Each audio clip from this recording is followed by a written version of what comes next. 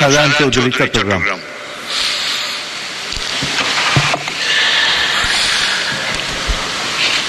Speaker, আপনাকে অসংখ্য ধন্যবাদ।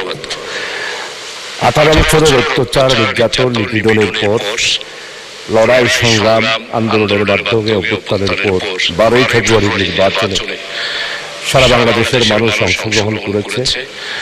সেই হিসাবে আমার নির্বাচনী এলাকার মানুষও নির্বাচনে অংশগ্রহণ করেছে, পরে আমাকে রায় দিয়ে সংসদে আসার জন্য সুযোগ করে দিয়েছেন। এই জন্য এলাকাবাসীকে আমি আন্তরিকভাবে কৃতজ্ঞতা জানাচ্ছি। আপনি একজন অভিজ্ঞ বীর মুক্তিযোদ্ধা, আপনি যে পার্লামেন্টের স্পিকার হিসেবে নির্বাচিত হয়েছেন, এই জন্য আমি আমার পক্ষ থেকে আপনাকে আন্তরিকভাবে ধন্যবাদ জানাই।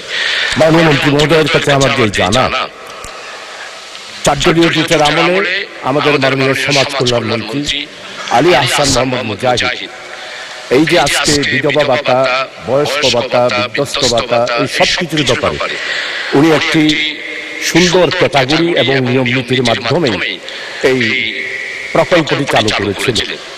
কিন্তু গত 18 বছরে আমরা যেটা দেখতে পাই, সমস্ত নির্বাচনী এলাকাগুলোতে ওই ফ্যাসিস্ট যারা ছিল তাদের নিজস্ব লোকদেরকেই এই সমস্ত ক্যাটাগরিতে তারা ভাতা দিয়েছে।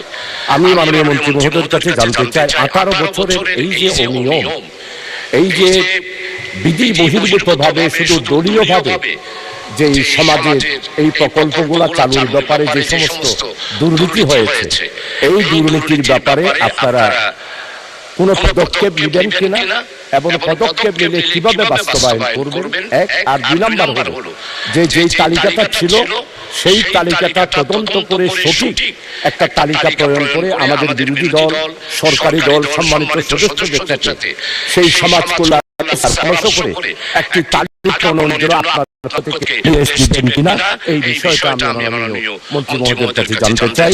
আপনাকে অসংখ্য ধন্যবাদ। মাননীয় প্রতিমন্ত্রী। মাননীয় সংসদ সদস্য, আপনাকে অসংখ্য ধন্যবাদ। মাননীয় স্পিকার, প্রথমত এই প্রোগ্রামগুলো চালু করেন আমাদের সাবেক 3 বারের সফল প্রধানমন্ত্রী বেগম খালেদা জিয়া এবং পরবর্তীতে এগুলো ইমপ্লিমেন্ট করেন অন্যান্য সরকার। আমি মাননীয় স্পিকার আপনার মাধ্যমে সংসদ সদস্য মাননীয় সংসদকে জানাতে চাই যে লিস্ট যেগুলো করা হয়েছে, আমি আগে বলেছি যে এখানে অনেক ধরনের ষড়যন্ত্র করা হয়েছিল বিগত সময়গুলোতে। আমরা চেষ্টা করছি যে বিষয়টা লিস্টেড না, কারা প্রকৃত বেনিফিশিয়ারি হওয়ার যোগ্য সেই জিনিসটা আইডেন্টিফাই করার জন্য। যারা প্রকৃত অর্থে বিভিন্ন ভাতা পাওয়ার যোগ্য তাদেরকে আমরা এই ভাতাগুলো দেওয়ার জন্য চেষ্টা করব এবং অবশ্যই আমি মনে করি যে একটি রিসার্চ করে এগুলো এন্ড পর্যায়ে একটু রিসার্চ করে নিয়ে যে আমরা লিস্টগুলোকে আবার ঠিক করে আমরা সেটা করার ব্যবস্থা করব।